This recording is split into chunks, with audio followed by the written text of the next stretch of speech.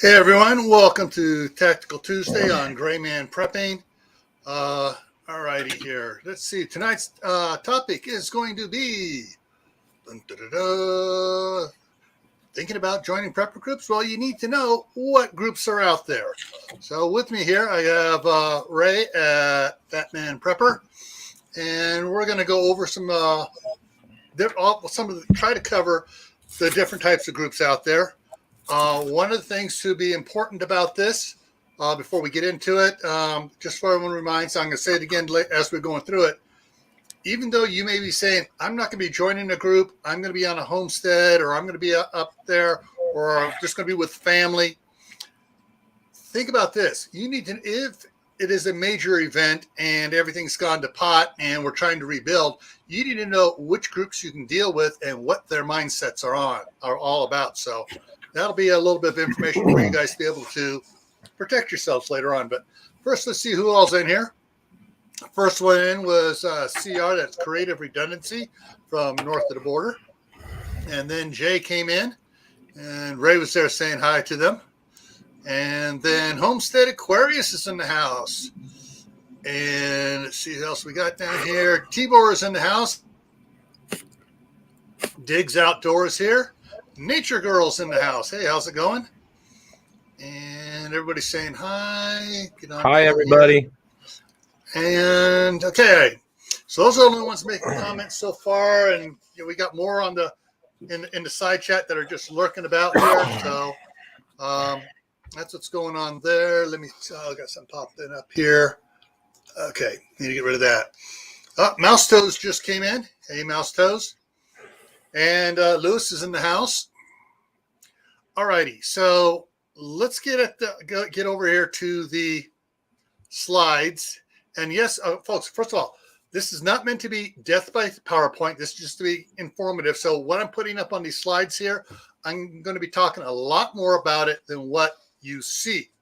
So let's just let's consider this, the slides here my notes. All right, and Lori J is in the house.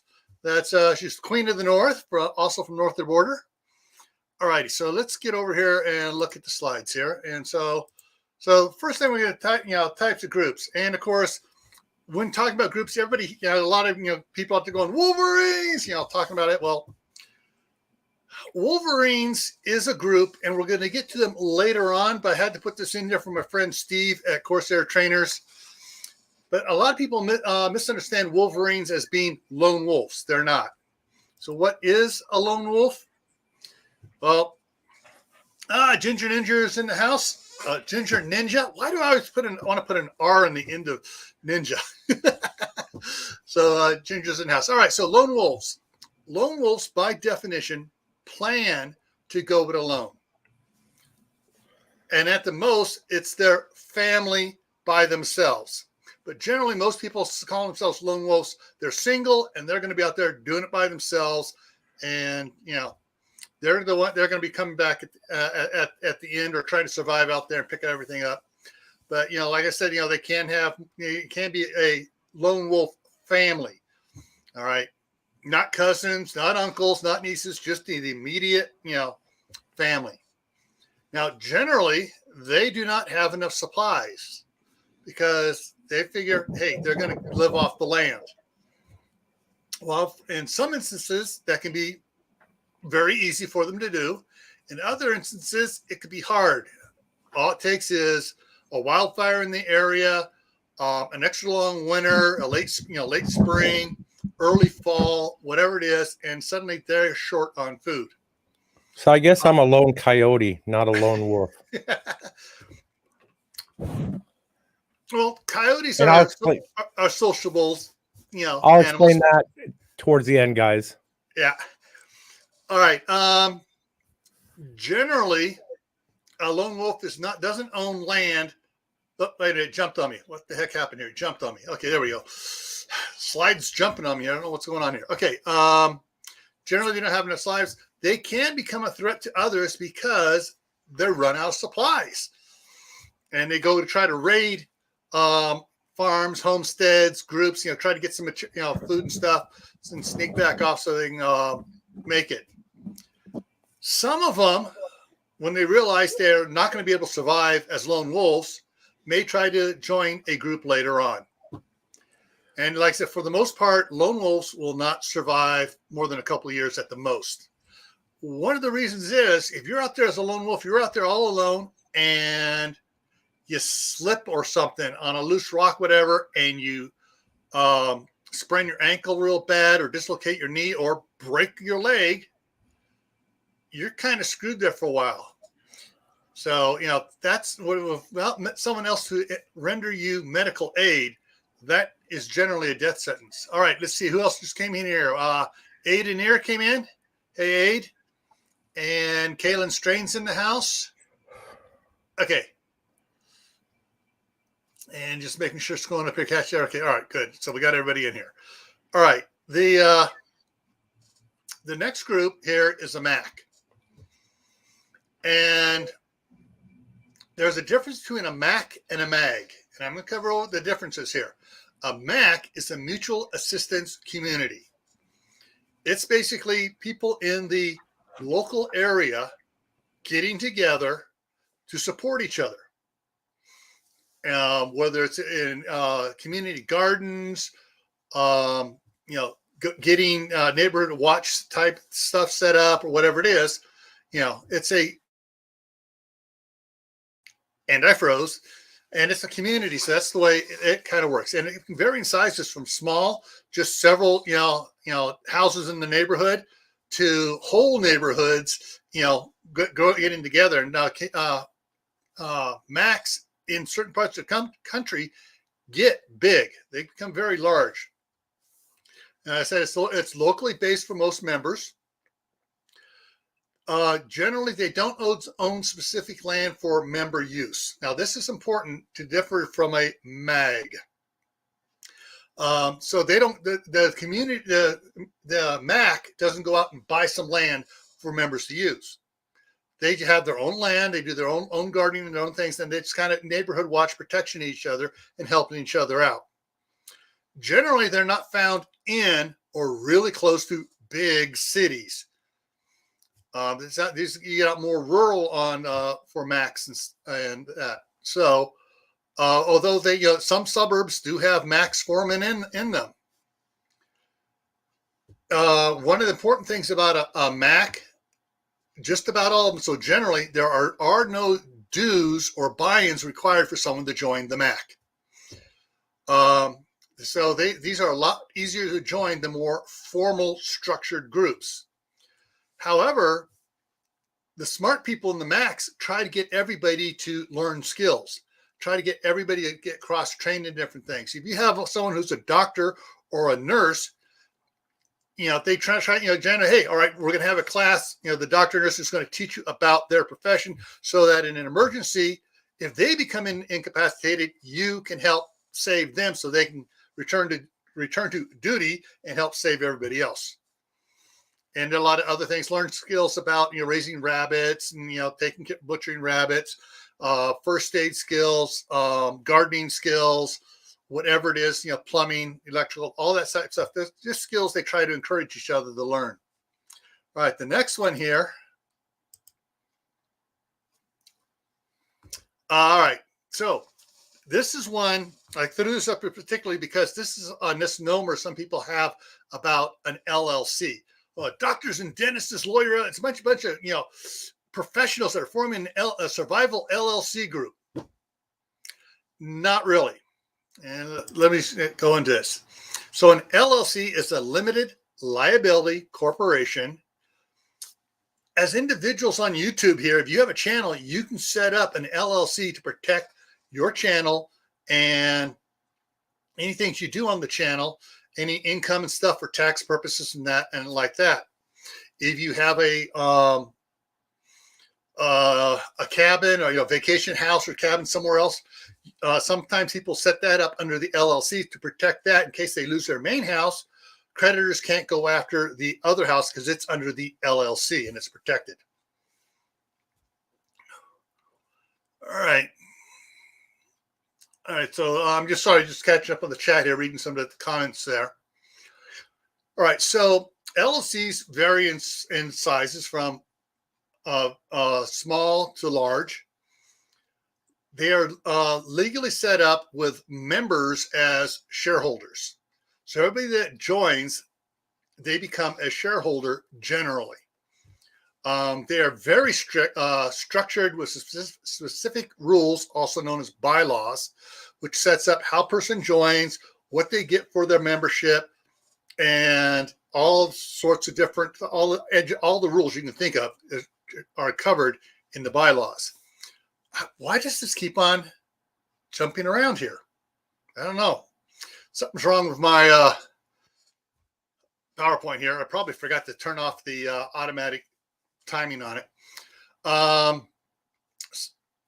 They have predetermined membership levels and or stock / buy-in costs. So basically someone can buy in at a basic level and they get only like one vote, or they can buy in at a higher level and get 2 or 3 votes.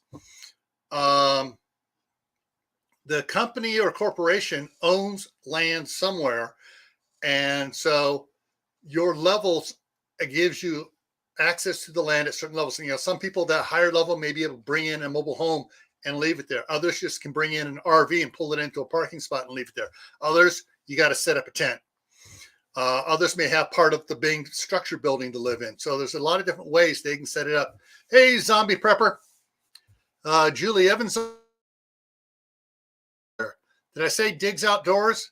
Digs Outdoors is here if I didn't. Christy Betts is in the house. And okay, I think I got everybody. If I missed somebody, I'm sorry. Oh, particular people just came in. Hey, how's it going? All right, so on LLC, also sometimes a lot of them will have training requirements where you are required, as part of your member, you are required to get trained as this or this or this, and then you got other things optional. It's like a major in university, and you have your minor classes and the other ones you can take. Generally, an LLC will also do background checks on people because they don't want not to offend anybody out there, but hey, they don't want a pedophile coming in, or they don't want someone that has a mental disorder coming in. Hey, Kathy D. This is the one group that I hate the most. Why? Because they are a company. Companies, for the most part, are out to make money in some way, shape, or form. Okay, not really. An Now, LLC set up like this is set up as a company to protect everybody, and everybody that's part of it is a stockholder. I understand that. I've also seen in my short period of time, seen many of these prepper LLCs actually go under and people lose a lot. Yeah. Those are these are the ones that unless you have money to spend and throw away, right? I stay away from these. These are the bottom of the barrel for me. Okay, because most of the ones I've seen and have talked with and stuff, they actually are set up pretty good on it for what they do. I look for the negative in everything. Sorry, that's the way I am. Now, when we get to the others, I will explain why some of the ones you saw were LLCs are more, and that's why they screw up and go under. So, but yeah, so let's go to the next one here. That keeps on trying to go. A MAG. Now, MAG, which you hear a lot of people talk about, is a mutual assistance group, or also called a mutual surety group. And I also got on this other screen over here, I got notes, so I'm going to go down and get the notes on the next one there, because there's a lot more notes than what I have on the screen here. So a MAG, is a bit different than a MAC. So whereas this is mutual assistance group, the other is just a community, so they stay as basically local. A MAG can be set up where a lot of the members are 50, 60 miles away, 100 miles away from the facility they're setting up. And just about all MAGs, formal MAGs and stuff, have land somewhere they're setting up on, and they have buildings there and they set it up. Now, established mags, ones that have been around for several years, are large, but generally not as large as a MAC, because a MAC, a community one, tries to bring everybody in, tries to build the community, and tries to do strength in numbers. Now, the MAG is more formal and structured than a MAC is, with written rules and stuff, and all the bylaws and stuff they have, and it's jumping on me again. Hang it. Yeah. Okay, I'm going to have to drop this down for a second here. I'm going to change the view here, so you're going to get a little weird view just to keep it from jumping on me. All right. So, yeah, so the MAG is set up a little bit differently. A lot of them are set up as a legal entity, and they used to be, before LLCs became easy to get, they would set themselves up as a corporation, not a limited liability corporation, but just as a corporation. And some of these were the ones that I've seen that had gone under because of infighting and not giving everybody a piece of the pie, having memberships and voting ability. And MEG members are more spread out than those of a MAC.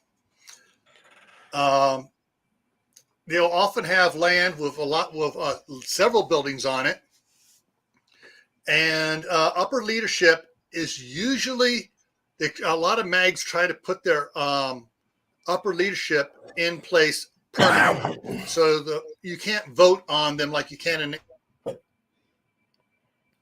an LLC. They can vote, call for a vote and change leadership. In a MAG, generally you can't, and that's the problem with a lot of bad groups out there that you hear about.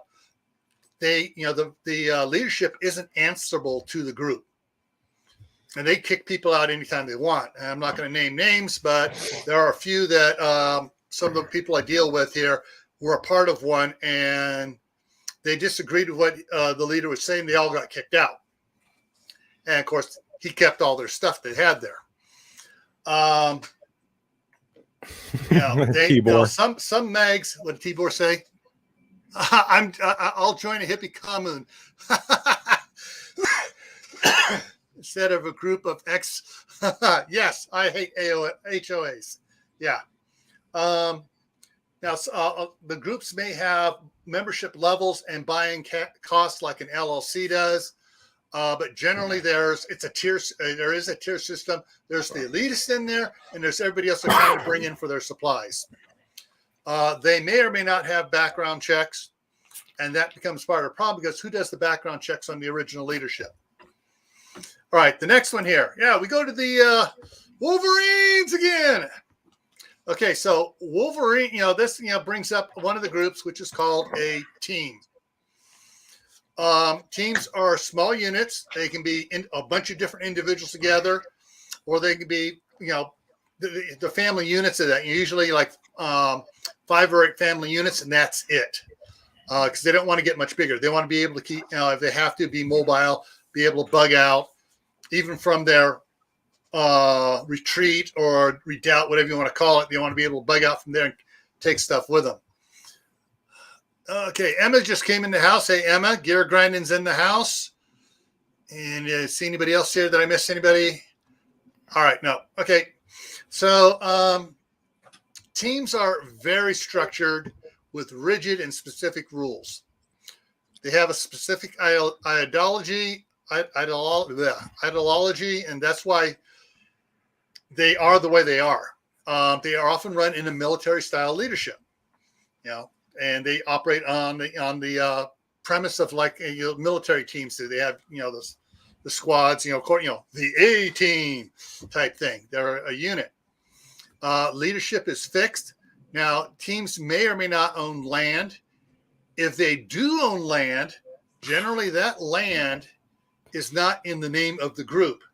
It's in the name of one of the individuals, or they set it up as a separate, LLC or a separate, S corp or whatever else group, where none of them are, quote, tied to through government lines to be able to identify, hey, these guys own land out here, so this is where we need to go look for them.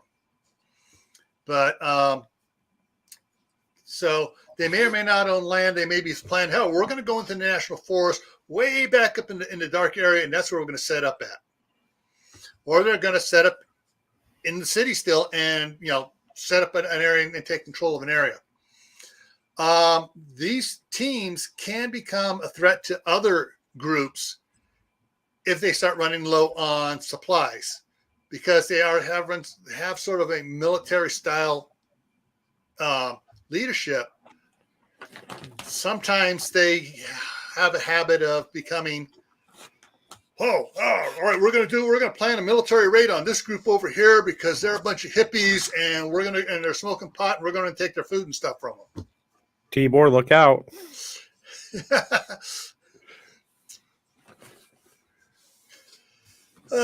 Anyone think Ukraine had any MAGs, MACs, or LLCs? I don't know. Really, I have no idea. They might have had some sort of a MAC. In some places, just communities getting together, but really, I don't know. All right. Let's see here. After team comes the tribe. And some groups call themselves teams. Some groups call themselves tribes and call them MACs and everything. It's what these are names out there that they use some of them use for themselves. Now, some of them will call themselves something else, but you look at their ideology and their thing, they don't fit that group. They fit this group or that group over there. So for a tribe, tribes are larger than teams.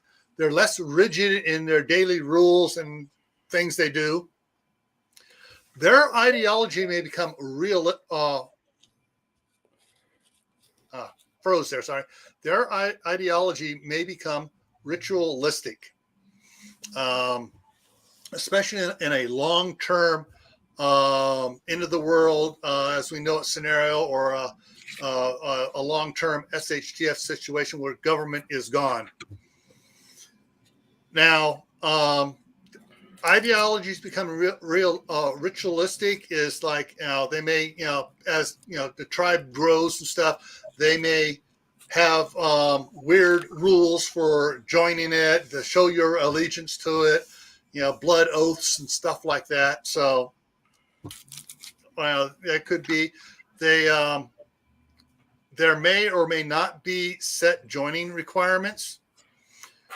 And, a tribe may or may not own some land somewhere, or they just may go out and squat on some land in national forest or whatever, or somewhere, or out on some farmers, in the prairies that is no longer functioning because he has no diesel fuel. So they go out and set up out there somewhere and start farming the land there. Usually a tribe has a set leadership, and leadership is passed on, like a what's the word I'm looking for here? A fiefdom, feudal king, family in the leading family, and just so like goes from father to son, or father to whoever, daughter, old, whatever, and that's how the tribe is run. Tribes can go two ways. They can become really tribal, or they can evolve into something more civilized. Which brings us to the next one, which is a village. Villages are larger than tribes. They are more open in their specific rules and ideologies. Leaders are elected. There may be set joining requirements. Like if you come into a village, they say, all right, what skills are you bringing for us to allow you in? What do you have to offer to get in to become part of our community here? And villages are looking towards a long-term disaster scenario where they are going to grow back.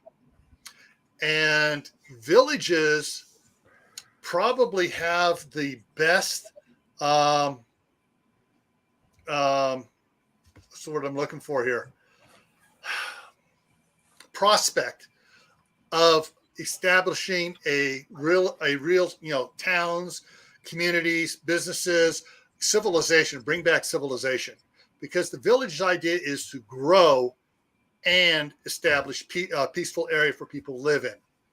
So, and reality, a village is the more idealistic of all the groups for, hey, we want to become, bring civilization back, and have a place where everybody can not just survive, but thrive and prosper. Okay, now we're going to get into the next one here. Okay, so the next one, any guess what the next one's going to be called? Wolf pack. And wolf packs are, depending whether some call themselves wolf packs, the other of them call themselves nomads. And what the wolf pack nomad mentality is, they're a mobile group. They are not settling down long-term in a place. They're like the Plains Indians. They'll settle one place for a season and they'll move on. They're like or like the nomads of the Sahara and stuff. They come in with their animals. They set up an area around one of the oases, and they move on to the next one as the seasons or whatever, as the land can support them. So, wolf packs and nomads, they're definitely larger than teams because being mobile and stuff like that, they got to have a certain number with them to be able to survive confrontations. Their plan is to wander around, avoiding conflicts as much as possible till everything settles down and starts to return to normal. Now, they realize that sometimes this will take years, decades for it to happen. It may be, it may be a generation or two. The problem with this is that the next generation, all they have known is traveling, and they may decide to keep on traveling after things settle down. So while they may be the news carriers from one settlement that's recovering,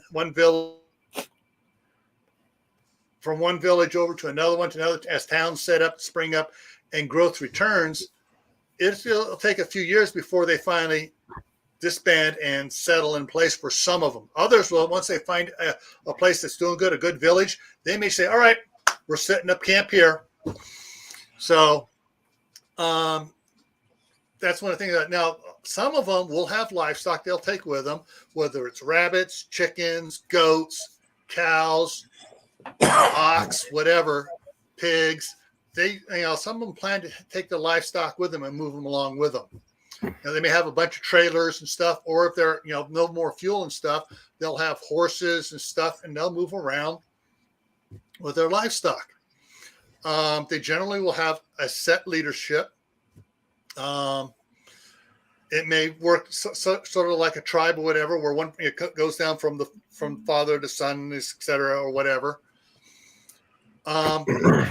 However, a lot of people don't realize this is going to be a hard lifestyle. It's not an easy thing. Just, we're just going to go moving around, camping here, camping there. No, it's not. It's going to be rather difficult. There's a lot to that, becoming nomadic. Yes, there is a lot to it, but it's not simple and easy. It's not like, planting a garden is easy. No, it's not. Garden takes work. Being a nomad takes work. Being a nomad and going into a nomadic lifestyle is a very serious, very big change for most people. Most people don't, even now, the people are nomadic and they don't hack it for more than a year, maybe 2 years. Mm-hmm. It is a very hard lifestyle to get accustomed to. Yeah. There are several YouTube channels out there that basically they're in an RV and they're traveling around. And that's what their channel's all about, is the things they're doing. Hey, the Hoodstead, how's it going?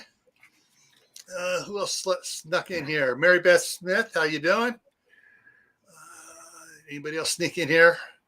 Okay, so probably I would say a nomad wolfpack type group. Wolfpack is probably more aggressive type nomads of it, and that's why I have the wolf pack and the nomads in here. But they're basically the same type of groups. They just one is more aggressive than the other. Now the nomads will probably turn into being traders and the traveling bards, and goods dealers and stuff like that. The thing is, not knowing whether it's going to be a nomad group or whether it's going to be a wolf pack group, which may be more aggressive. But once you know the group, then they become a gathering point for news, what's going on out in the world. They become a source to you. And trading with a nomad group can be very profitable, both in information and in goods. If you're running short on salt, and one of the trap routes they take them past salt mines or something, and they load up on salt and they deliver salt out to people, so that might be a group to that's traveling around to develop a relationship with in a major event. But so Gil, let me ask you, where do you think you would fall in these? Right now we're in a big MAC here, a mutual assistant community. And that's one of the reasons why we chose this property up here in Idaho. All right. The city is a 1/4 mile square.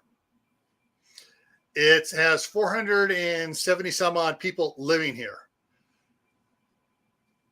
3/4 of the people that live here have a garden, have animals, go hunting, and have food storage. So basically, and they help each other out. I mean, quite a bit. Someone needs help. Oh yeah, sure, I can come over and do that. Someone calls, hey, can you come over with your tractor? I need you to move some stuff for me. No problem. We go over and move stuff for them. So I need a different type tractor. I'll call Curtis. He's got several skid loaders. Have a little bit more power and work a little bit different than my Coyote or my N9 Ford tractor. He also has a Ford tractor, a little bit newer one that's diesel. But there's a lot of people in town that have equipment and stuff.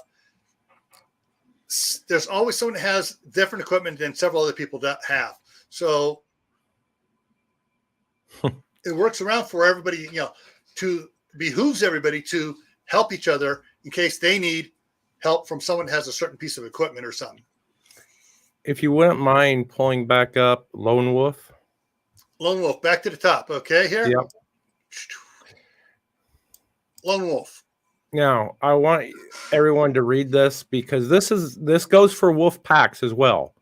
Wolf pack may be actually a little bit more dangerous than a lone wolf because now you have many of them. Right. When we first started, I said I'm more of a lone coyote, and you made a comment. I believe it was backstage or maybe here on chat where coyotes are a bit sociable. Yeah. Yes, I'm a lone wolf to a degree. I prefer being out on my own, but more of a coyote because I can go into different groups and be comfortable and contribute. But it's not something I have to have. I have enough supplies and skill sets. I can live the rest of my life all by myself. I'm like one of those mountain men. And that's exactly what I was going to say. Mountain men. A lot of people understand think that lone wolves are mountain men. They're a little bit different. No, a lone wolf will kill you and take everything you have with no second thoughts. Yeah. Now, me, I don't mind. I have no problems taking your chicken. I don't have a problem killing you if I have to, but that's going to be the very, very last resort. That comes down to it's my life or your life. Okay, that's the difference. Lone wolves, they don't care. They're going to take. And even wolf packs will get into that mentality where they're just going to take. So you got to be careful with both of those two groups. Yeah. One of the things too, if you look back on the history of the real mountain men, the trappers and stuff, they would go out for a season or two, summer, fall, whatever, and they would set their trap lines, do their hunting, gather the beaver pelts, buffalo skins, whatever. Then they would come back to a trading post, a rendezvous, a town, whatever, and they would sell their goods that they had there, pick up the other supplies they can't get, bacon, beans, flour, stuff like that.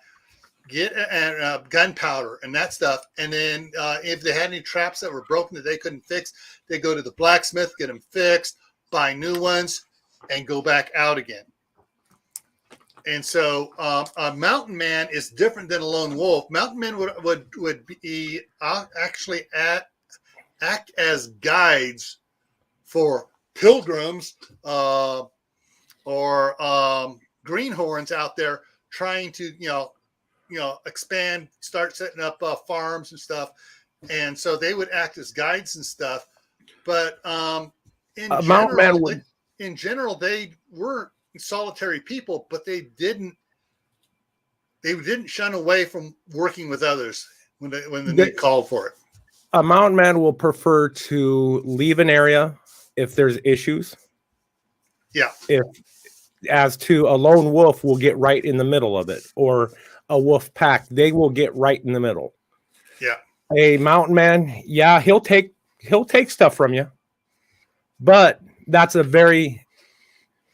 when I say very last resort, you guys just don't understand the level of how far down you have to be at that point. Lone wolves, wolf packs, they have absolutely no qualms killing you, killing everybody you know, taking everything you have. Yeah. That's their mentality. Your life or my life. A mountain man or a lone coyote is more, hey, let's help each other as much as possible. When the shit hits the fan here, I'm out. Yeah. And if you don't let me out, then I'm going to fight back. Yeah. So, but, and that's having a knowledge of what groups are, how they act, mentality will help anybody, a homesteader or a mutual assistance community, tribes, villages, whatever, to interact with others. And unfortunately, there is, and I've seen too many of these stupid channels out there saying, I just got a few things, but I got a lot of ammo and I got a lot of guns and I got a lot of this, and I'm just going to go out and raid all these other preppers for all their supplies. Diggs, raiders are like the cockroaches of the prepper community. Okay. Yes. Those you just shoot and kill on sight. Yeah. And we got Gunslinger Outdoors in the house. How's it going, my friend? And yeah, so, for those that have come in late, so we've covered all the groups here. So you got your lone wolf. Yeah. The scourge of the prepper community. You got a MAC, which is a mutual assuredness community or assistance community. It's a community. It's local. Occasionally they'll have someone that lives farther away, like a dentist or a doctor or something, or nurse or someone that wants to join a group, someplace they can go to. LLCs are set up as a limited liability corporation to protect the assets of all the members. The members, when they buy into it, get so many shares of stock in the company, so they have voting rights and everything else. A MAG is a mutual assistance or mutual assuredness group. More MAGs are starting to become LLCs, but they have a different background. A different outlook on things. And a lot of MAGs will set themselves up as an LLC, but anybody that joins isn't part of the LLC. So you really have they don't have a lot of bylaws and legal stuff to protect all the members. Teams, small units, usually, like 5 to 8, maybe 10, 12 family units. Working together. Sometimes they're individuals like, hey, the Wolverines, but they're in a position. Teams are usually more militarist, more military in their style of leadership and in their function, and try to hold a tight line so they don't have people going rogue inside the group. Tribes are larger than teams, less rigid. Their ideology can become ritualistic, and tribes out can go different directions. Village are those that are sort of like a MAC, but it's set up, really smaller, tighter. A village may or may not set up where they have land owned to go to. They may go into the national park, whatever. But they have a mentality that's a little bit different than the Macs or the Mags or the tribes. And then the wolf packs and nomads are similar in their makeup and how they travel, but their moral standing is different. Wolf packs are a little more, we take what we want. Nomads usually have livestock with them and they travel, and they're like the nomadic people, the deserts or the Plains Indians, following the buffalo herds, moving around, really not out there to make war. Tibor, groups like Crips, Bloods, Hells Angels, you call marauding madmen, those are going to be city dwellers only. They don't know how to survive for the most part. I think that some of those groups, most likely the motorcycle groups, Hells Angels, the Ammons, some of the others, they're going to be they will travel. They will roam the countryside. Taking what they need. The motorcycle gangs are a little bit different, but your Bloods, your Crips, your city gangs, they're going to try to take over and rule cities. That's all they know. They don't know how to be outside of a city atmosphere. I don't see them as much of a problem. I would put Hells Angels and motorcycle clubs more in the lone wolf category, where you do need to be very protective with them. All right. Tibor is saying, all right. Tibor has a point, though, that when they run out of supplies from the city centers, they'll start moving out. They will evolve over time by necessity. The city gangs, I don't see evolving much outside the city. I would venture to say if a shift event really happened and we're all in these groups or whatever, in these classifications, your Blood, your Crips, they'll last maybe 5-6 years before they end up dying out because of hunger and stupidity. This is why I sent Steve the link. So, because Steve worked in the prison system and he knows these guys. And I have like I said, I think Steve will agree with me on this. Is that Steve's on phone? That's why. That froze. That the gangs, the Crips, the Bloods, whatever the Mexican with the numbers on it, they will adapt. They're not stupid to do one thing. If they see the situation, they will. I have a feeling they will adapt to it. And some ones that have their territories in the cities, but as soon as they start running out of supplies in their area after they take over the local Costco, Walmart, Sam's Club, they're gonna have to go elsewhere. They're gonna have to go out. Yeah, MS-13. Yeah, that's right, Miles. I see them as more marauders than anything. Yeah, they will go out and they will still conquer area, use it up, move on. They may, and I could be wrong, but I have a feeling that they're smart enough, because they run their stuff like a business. They'll be smart enough to realize, okay, there's no more food supply coming in. We need to get these people under our control and make them start gardening. Corsair, I want to correct you on something. You say obviously you don't know any of them. I know a whole lot more than what you may think, bud. Yeah. I've been in the gangs. I know the gangs inside and out. I have family that have been in biker gangs, Hells Angels, and that. I know the gangs. The reason why I don't see them lasting is because too many of them are going to fight each other for power. They're going to weaken themselves before anybody. Okay, someone just made a comedy remark. I don't know how many people are going to pick up on it. The Royal Order of Water Buffalo. The Flintstones. Yeah. What was their great? They have the same, like Steve says, they have the same abilities as others. They have adapted over time.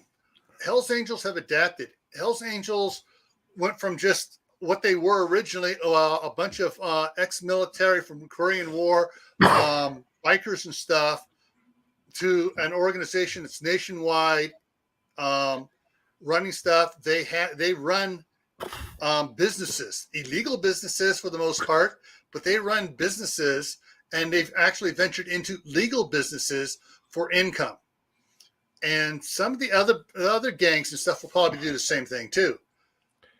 Tibor says gangs are already a mag. Yeah, in a sense they are. But they're not. I mean, their focus though right now is not on setting up supplies for emergencies and stuff.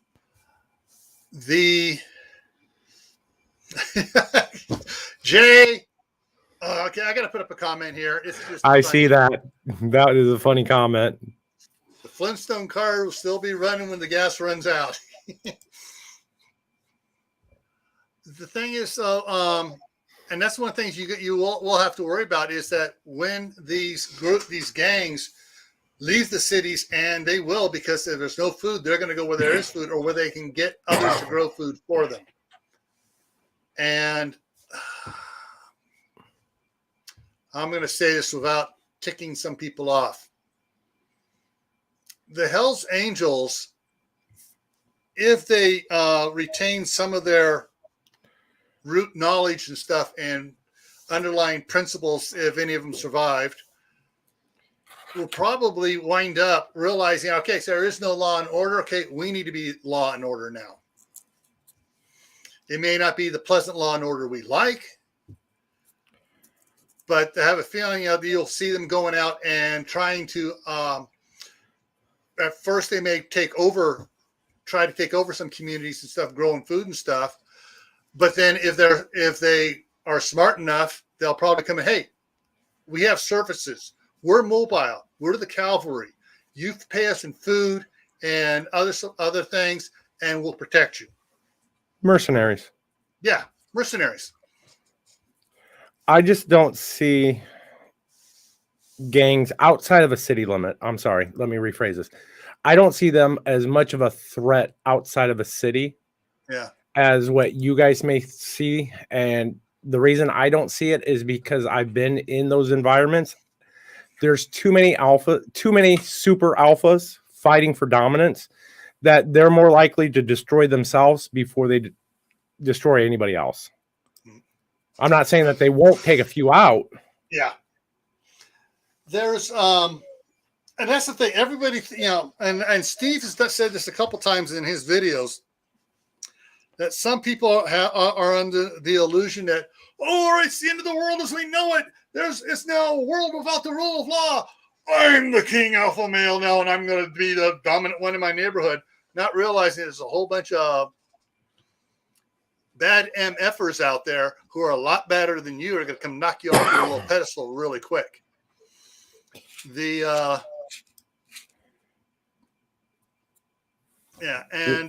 just goes back to the saying, sometimes it's better to look like an idiot, to stand there and look like an idiot, than to open your mouth and remove all doubt.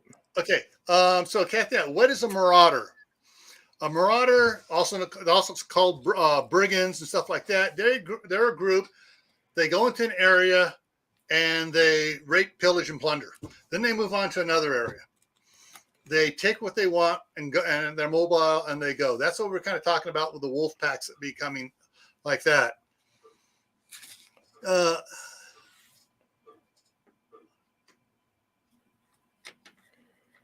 Okay. Gunslinger says he disagrees. Other clubs will have a problem with one club taking precedent. Yeah. Okay. I know I'm going to put you on spot. More information, please. Basically, the gangs are going to be fighting gangs to try to take control. Like I said, they're going to wipe themselves out a lot faster than any other group. The only problem is the surviving group is going to become extremely powerful at that point. Yeah.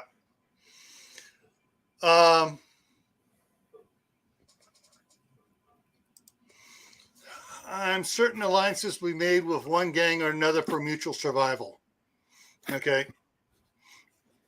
And yeah, I like I said, gangs are a business. They're not stupid. They are a business. And so they will, gangs will deal with other gangs saying, all right, we got this, you got that. All right, let's trade. Let's parlay. You stay on your side of the line, we'll stay on our side of the line. And, they try to forge, what's the word I'm looking for? Truces, not necessarily an alliance, but, detente with each other. And, yeah. And that's exactly it, Gunslinger. A lot of these dreamers and wishers for apocalypse are badasses until they really meet one. See, I'm not a badass at all. I'm more the let me get the hell away from everybody and just leave me the hell alone. Otherwise, I'm gonna be like a cornered animal. Yeah. And like Tibor says, the bigger clubs will absorb smaller clubs, for quote more soldiers, and the smaller ones if the smaller ones that are smart will realize, okay, we only got so many members, it's bad. These guys, there's no cops there's no way to get cops to take out the other guys. Here's Steve. There he is, the man, the myth, the legend. Hi. No, not yet, but I'm working on it. So not to be a hole, but I'm gonna be an a-hole. Go right ahead. I respect your a-hole. The stuff you were saying is just wrong, dude. I mean, whatever background you got, cool, because I'll throw my resume down and it'd be better than yours. What you're saying is wrong. If Teowaki happened today, the gangs are organized, they're armed, they have rank structures, they have everybody that does everything. It's behind the scenes. It's the stuff that normal people don't see. It's all there. It's going on every day. The only thing that's going to happen for them is they're going to go, oh, we don't have to pay attention to the cops anymore. Party on. And to say that they don't have the abilities to leave the cities and go other places, well, then that's just a misconception of how you perceive reality, because people are people and they're going to do the same things you or I might do. So that's underestimating that. And the lack of understanding of these groups. I don't underestimate anybody at any one point in time. I take Bloods and Crips, the street gangs, the city gangs. I will lump them, and I know for a fact 95% of them would not survive 5 years a shift event. They won't. Okay, I've been in the gang. Problem number one is you said city gangs, which tells me that your understanding of gangs is about this big, because they're not just in the city. When I say biker gangs, I honestly feel that they will pretty much destroy themselves. There will be one gang that shows up, but they're going to be fighting each other for the power. That's 5 or 6 years worth of struggle for them. They will get weak, but they will end up growing. The biker gangs I have more fear of than city gangs. You're in Phoenix, right? I've seen them. I dealt with them. I lived with them. Right? Yeah, I'm in Phoenix now. Yeah, what Kraken just put up there, or what he just put up there that Kraken said. So, I mean, right off the top, you got the cartels and all their gang members around there. So are we just going to say, well, them cartel guys, they don't know what to do, and all the gang members that roll with them, they don't know what to do either, right? Because they don't have a garden in their backyard? Cartels are cartels. That's not a street gang. That's not a Blood. That's not a Crip. I would say that the Bloods, the Crips, are a lot bigger than what we know. They're not just in the city. They're out across country. They have stuff in small towns too. They're more. I've dealt with small town Bloods and small town Crips and small town Cholos. I've dealt with small town gangbangers. I'd rather I go have a beer with them motherfuckers than inside the city. I know what the city's like. I know the gangbangers here in the cities. In Phoenix, I don't know very many of them because I try to avoid that. When I lived in St. Louis, I was the only white guy that could walk freely in the neighborhood, in the area that I was in. Now I had 6 gangs all around me. I'm the only white guy that could walk wearing everybody's colors. So St. Louis, that would be Latin Kings, Gangster Disciples. At the time, Bloods, Crips, Cholo, what were they? Viceroys? Vice Lords. Thank you. Sorry. It's been a while since I've been in St. Louis. So I didn't quite care for it. I mean, the Vice Lords, they have an organization, right? They're far more organized than any mag team, tribe already every day. They already have bylaws. They already have rules. They already have code of conduct. They already have all these things. They also already have a propensity to use violence. Matter of fact, their culture embraces violence. You know that, right? Because you were in St. Louis and you know but about what I'm getting at is there's too many super alphas in those gangs. You cannot have that many super alphas and have a lasting structure. It's not going to happen. I beg to History has proven that. It's sort of like the knights in the feudal system. There were a lot of alpha males there, but it survived for hundreds of years because of their laws, their rules, the code of conduct. And that's the thing is most people don't realize gangs have a code of conduct. But they also rules. Have something a lot of these street gangs don't have, which is the support. They had the support of the overall general public. Well, that's the thing. That's the thing. So, some of these gangs and areas have the support of the families and stuff in their area. So here's the thing that people miss. These gang members. Let's just take, I don't know, 8-tray gangster Crip, because you're establishing that Crips and Bloods aren't all that. So an 8-tray, that would be 83rd Street from down here in LA. A gang member today claiming that set probably has his dad in the gang, his mom in the gang, his grandma in the gang, his great grandma, his cousins. Everybody's probably connected to the gang. So the same way that you might sit around your table and talk about family things, they sit around and they talk about gang things. That's the culture that they're brought up in. And it's not just Joe or Bob or Fred or whatever name you want to give the gang member. They already have a support system there. They already have people that will do the laundry, that will cook the food. Why? Because that's what they do today. And then you've got the soldiers, as they call themselves, out there on the street putting business in. And to just discount that and say, oh, well, whatever, they're just a bunch of idiots, is discounting a major threat that people will have to deal with when something goes south. Even did I say you didn't have to deal with it? No. You just talk about the BLM riots. I mean, how many of those guys were out there that they weren't out there for the political reason? They were out there for the violence and the getting the free stuff. So, I mean, not to be a complete dick, but when you said that, it kind of ticked me off because that's the crap you hear on here. That because you don't know, dude. I'm sorry. You can. Oh no, you don't get me wrong. Don't ever get me wrong. Don't underestimate anybody by any means. You can back. I won't underestimate Gil or you. But what you said was that false bravado bullshit that gets put out, and you're wrong, dude. And you could say I'm this, that, and the other. Okay, for this, that, and the other, claim. Yeah. Well, I can say is that I have a very high respect for the organizational structure and potential of gangs. Do I agree with their philosophy? No, but they have a business organization. They have a business structure that works because their finances is a lot more than most people think. They move millions of dollars around. Yes. The Hells Angel has a sub-gang called the Ammons. What do the Ammons do? They move the explosives and firearms for the Hells Angels. There's another group, I can't remember the name of it.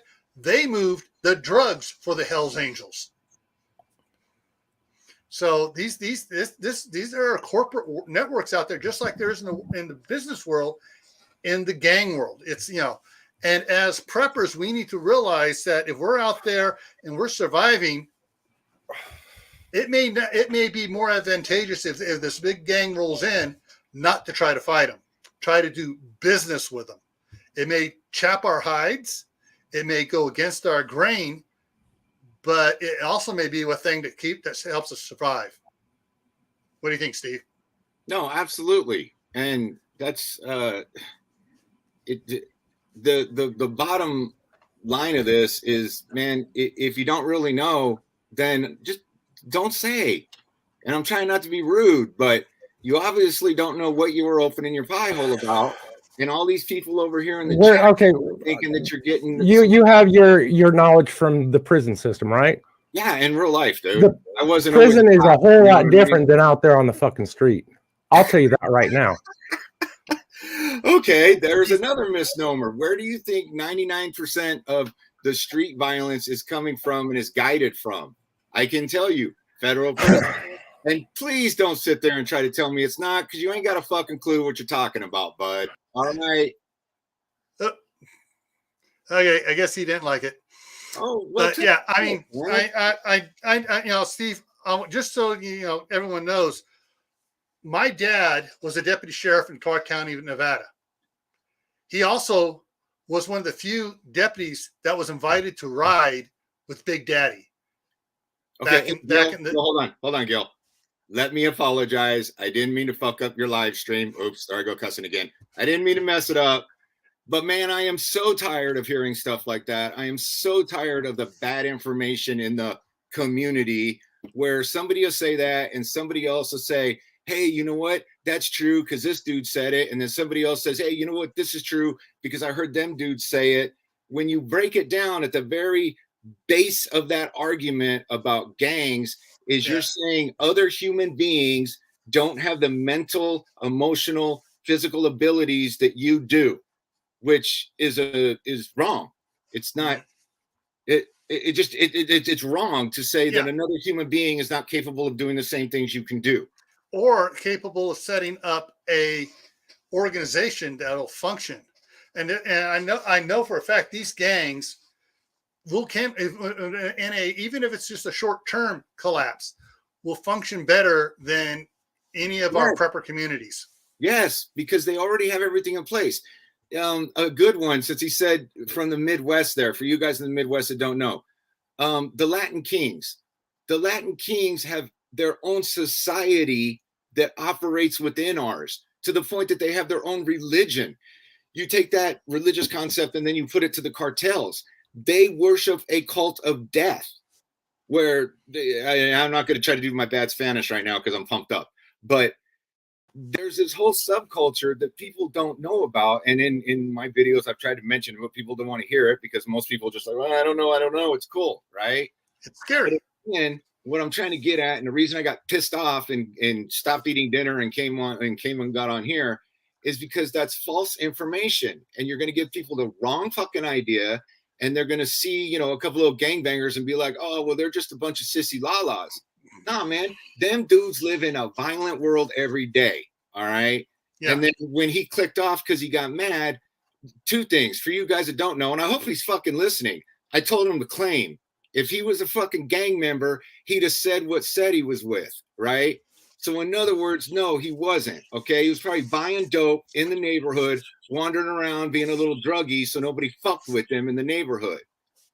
Two, if you don't realize that 99% of your gangs on the street are ran from prison, then shut the fuck up and stop trying to talk about it. Oh yeah. I mean, there are a whole hierarchy of communicate. I mean, I'm going to get my words mixed up here. Basically, the ones that go into the jails and stuff. In the jails, I know you've seen there's these group guys are over here. These guys stay over here. These guys stay over here, and they run their organization through all the messages and stuff and the codes they sent out and everything else. I mean, how many cell phones did you guys wind up confiscating? None, because we ran the place correctly. No, man. Yeah, I know when I worked for the sheriff's department, I mean, like for reals, I wasn't trying to be just a dick to the dude. And it's just, I'm tired of hearing people put out bad shit on here. Okay. And if the lights went out right now, your number one danger is not your neighbor, because your neighbor is probably a decent human being. Your number one danger is those guys that want to go out there and do stuff. And they're just waiting for the chance to do it. By day 3, 4, when they figure out there ain't no more cops because they went home to protect their families, guess what they're going to do? They're going to do what they've been doing behind the scenes. Right now, there's a subculture operating, and I don't care how big of a town you are in, how small of a town you're in, there's a crime subculture operating that you don't never see unless it hits the newspapers. And that subculture will go, hi, here we are. We get to play now. Yeah. The only saving grace that we have for civilization is hopefully people, if the cops are all gone, law's gone, and it's a total, Twaki situation, is that the guys, the good people that have their guns and stuff aren't going to be afraid. Oh, the bad guy here, do I shoot him or do I wait for a cop? They realize, no, you shoot him. Yeah, but see, there's going to be, you Yeah, got to back that up even more, because most normal folks don't live in a subculture that preaches violence. Most normal folks don't live in the, I'm going to use violence as my first answer to things. Well, in a gang culture, in a criminal culture, violence is accepted as the first answer. If me and you are playing that game, right? If we're in the game, as it's called for those of us in the know, and I walk up to you and I slam you dead in the face, well, yeah, I got to have a reason for it, but it's acceptable. Instead of saying, Gil, I am displeased with your actions lately. No, if I walk up and I stick a piece of steel in you, I had better made sure it was okay with everybody, and I better have a reason for it. And people don't understand that. Like most people don't understand, a drive-by doesn't happen just because dudes are bored, right? They got to get the okey doke to go do the drive-by. Yeah. And yeah.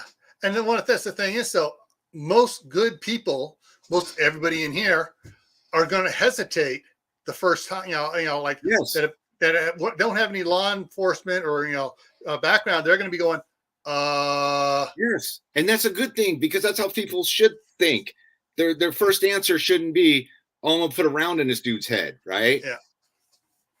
Gang members aren't like that. Grandma, when they're sitting around the table, right? Grandma's like, hey, little Johnny, if you go smash somebody for the gang, that's a good thing.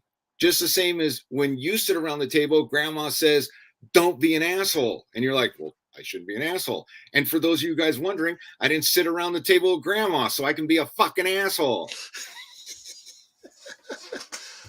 Yeah. There's it's a lot of people don't realize it's not just the criminal part of America isn't this little couple froze, these little bad apples, and they'll go away in a Twaki situation. No, they're going to come out and flourish. The gangs are a business, folks. They run a business. Some of these gangs run $1 million businesses. Yeah. And then you get in the cartels and they're running $1 billion businesses. Yeah, but even the cartels, they're foot soldiers or gang members. Yeah. I mean, they just earlier today on the news, I seen a report where just on the other side of the border, they were having shootouts. I mean, full on Fallujah, Ukraine, we'll say now, shootouts just across the border. Now you're going to tell me guys that are used to that level of violence, they're not here? I mean, really? How many come across the border that get caught and Fox News puts it up there every time? MS-13, it's an international gang. It's from LA. We exported it, right? Mm-hmm. And then it went to South America, and now it comes back, and all these. Anyway, all right. So again, Gil, I didn't mean to Shanghai this live, but no. The thing is, I just was trying to get people to understand that there are some good and some bad prepper groups out there. And prepper mentality, the lone wolves and the wolf packs and stuff aren't going to be the ones you want to join.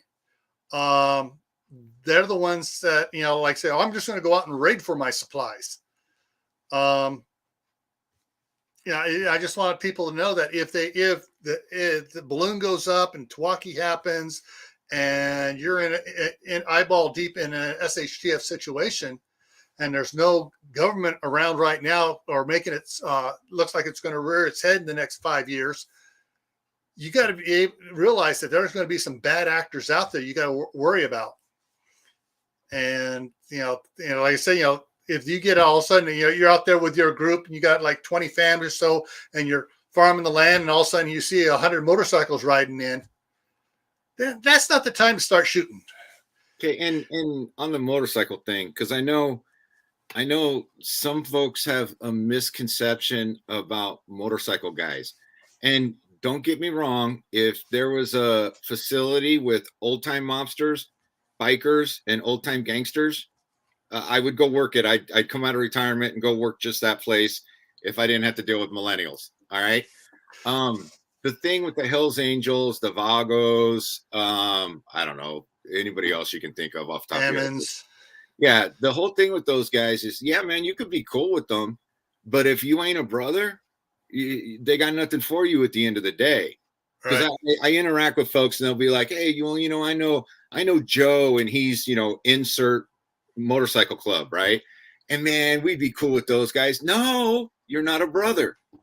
If you're not a brother, at the end of the day, if me and Gil and my brother are standing there, right, and there's only 2 parachutes and we got to get out of the plane, well, we're going to throw Gil out to chest the wind, so when we use the parachutes, we'll know where to go.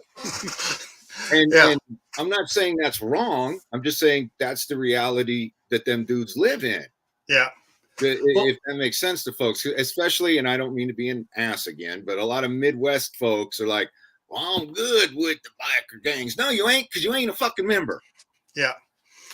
The interesting, back when I was working construction with my brother, the company had a job down in Oakland off of East 14th Street, and we rented a big empty lot down there to put our equipment, put the fence around it and put equipment up on there.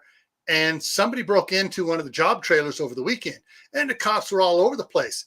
And one of the guys from the hold on, hey, gear, I can't say it right. Gear grinding 19. I'm not a millennial, man. I'm Generation X. In case you can't tell, that's why I tell everybody to fuck off, because I'm Generation X, and we hate everybody. Well, we had a lot, and the cops came in. I mean, there were a bunch of cops around there and stuff because of the stuff was being stolen.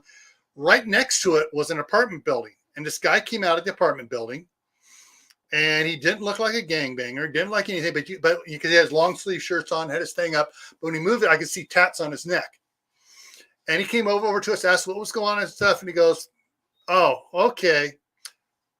We'll handle it. The cops do their thing. You'll have your stuff back by tonight." That night, a truck came by. They threw out a bunch of stuff out of the back that was taken and drove off. That apartment building was a what's the word I'm looking for? Basically, it was a hotel for the Hells Angels. Yeah, they did not want the cops around there. They started policing our job site to keep and they put the word out. Hey, you guys leave this shit alone. You mess with these guys, we're coming after you. And the rest of that job, we had absolutely no problems down there in Oakland off East 14th Street. It was like, wow. Yeah. And all those that have come in here lately, P2E, Tennessee Bushcrafter, all the other guys, welcome. Kraken, hey, how you doing? It's the thing is, though, a lot of us preppers don't realize how the world really works. And there's a lot of things there's a lot of stuff out there that it's like, hey, yeah, there's a bunch of people behind that green curtain. Yeah.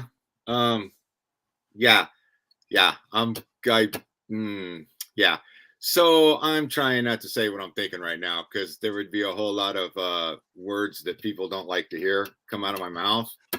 But Language break. yeah, I mean, just keeping with the concept of the groups and all that stuff, right?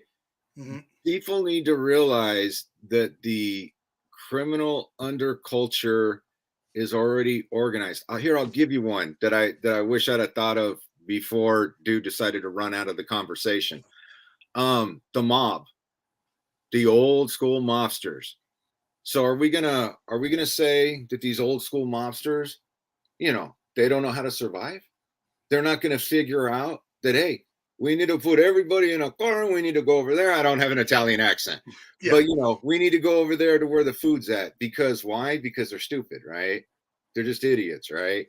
And I could take this down the line here and Bloods, West Coast, because it gets different when you go the other directions, right? West Coast Bloods are organized, man. I know a lot of them. I interacted with a lot of them, not just at work. They fall under the Black Guerrilla family. And the Black Guerrilla family is part of the African liberation movement. Because see, notice I keep saying these groups because they're all organized. Now, when you're thinking about your mag, your tribe, your team, right? Now let's visualize some of these guys that are super studs on YouTube and they got their tribe. That's where your tribe ends. The bad guy's tribe extends to the next city, the next county. There's a state group. There's a national group. They interact with each other at a level that somebody that just has a farm and 20 friends is not operating on. And they're doing it right now, today.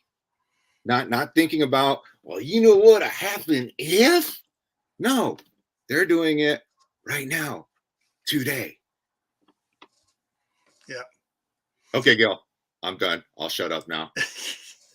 No, I mean, Steve, I love your no nonsense views because hey, you've been there, you've worked with these people. Well, you worked over these people because in the prison system, you weren't in with them, you were in charge of them. Yeah, but man, dude, okay, for reals, I spent 25 years working in the feds, okay? I don't hide it. I know everybody gets all, let me hide that I used to be law enforcement. No, man, I know these dudes. Am I going to drop names? No, because that's outside of the game. And if you don't know what I mean when I say game, then don't ask me why I won't say their names. But I know and personally interacted with. And if you ask these dudes who, hey, do you know so-and-so? And I won't tell you the rest of my name. They'll be like, yeah, I know him. He's an asshole because I'm an asshole in real life too, right? I talk to these dudes all the time, man. I would give you one. I have to be careful how I say this. This conversation happened more than once. The first time it happened to me, it made me go, oh, wow, right? Had a old-time gangster, West Coast, so you don't think I'm talking about a mobster. Old-time gangster come up to me and start talking to me. Why? Because I had a working rapport with the guys, right? I know everybody wants to, oh, you're a dumbass prison guard. Yeah, I know those guys. They didn't work with me because I tell them to go fuck themselves, right? Anyway, starts talking to me and the dude's credentials are impeccable, right? He's all that. End of the day, he tells me, hey, man, it ain't worth it because he's finally getting out of prison for stuff he did in the 60s, Gil, in California. So you could probably figure out what category he fits in, which would make this conversation even a little more strange if you actually know what I'm talking about. Yeah. But it's not about that, so I'm not going to say what it was. He comes up, has this conversation with me because me and this dude had this rapport with each other from being stand-up dudes. And if you don't know what that means, don't ask. He tells me it ain't worth it at the end of the day. He's getting out after 40 years. Ain't nobody there, man. He ain't got no family. He ain't got nobody. He's got nothing, right? So please don't tell me, and I know dude's probably watching, crying in his fucking Cheerios. Don't tell me I don't know because I had real dudes like this come up to me. I had a major figure in the Mexican mafia try to teach me Spanish so I could talk better to the inmates, all right? And again, I'm not saying any fucking names because that's outside of the game. So I'm going to get off in a minute, Gil, because I got to go put the little guy to bed. Yeah, we're about done here, but yeah, go ahead. Here's the deal, folks. Get with your local PDs, get with your local city councils, see what kind of gang stuff you have there. And if for one moment you think you can underestimate them, you are underestimating another human being, which is pretty stupid to fucking begin with. Yeah. All right, Gil. Yeah. I'm going to go. I got to get the little guy to bed. He poked his Okay. head around the corner a minute ago. All righty. Thanks for coming up, Steve. Later. All right, folks. So yeah, we've had we went a little far stream of what I wanted to originally, with just the type of groups there are as preppers to deal with. And like Steve says, there are a lot of other groups we're gonna have to understand and realize they're out there. They're not just gonna disappear when the poop hits the fan. All right. One thing here before we go, we've gone over quite a bit, but hey, I think it's been fun and interesting here. Learned a lot here. So coming up on Monday on my Camp Patton Family Compound channel, my gardening and homesteading, the topic on Monday, which is at 8 o'clock Eastern, is are your garden tools ready? We're going to talk about getting our garden tools ready for the spring. And then next Tuesday here on GrayManPrepping is for an EMP, what can you do? Because everybody's been talking about EMPs and CMEs lately because the sun's been burping a little bit and throwing out these little small C-class CMEs, and everyone's freaking out, and channels have been saying, oh, what are you going to do about this CME? Well, we're going to talk about EMPs, what you can do, what you can't do, what are the big ones, what are the normal ones, what are the side effects of a CME, not just on the earth, but on the sun. And so that's what's coming up next Tuesday. So don't get disheartened in realizing that there are criminal elements out there that are really organized. Keep your spirits up. Keep on prepping. Don't go out and do anything foolish, but add to your preps water, food, medicines, and skills. Because, hey, skills sometimes is like you can barter your skill to get something you need. And yes, Tibor is right. The world isn't brought to us by Walt Disney, no matter how we try to make it so. And there we go. The sun just farted 3 times here in the last week. And one was a long duration C. One was made it into the K class, M class flare. Really nothing to look at. So yeah. But yeah. So anyways, folks, see you around. Catch you in the next one. Monday, if you want to see more of Steve on Monday morning let me get my times right here. So it starts at 10 o'clock my time, which is 9 o'clock Pacific time. 9 o'clock Pacific time. Corsair Trainers goes live for 2 hours as an open chat type thing, and it is really great and informative. And so a lot of the guys here in the side chat, Aiden there, Tibor, Keith Kronk, the Kraken, and a few others are over there as well. And so come check it out as well. And I'll see you there. See you there Monday at 9 Pacific time on Corsair Trainers. I won't be up on the screen. He's up there by himself, but I'll be in the side chat. All right. So everyone, thank you for coming. Thank you for your comments in the side chat, and I will see you next time.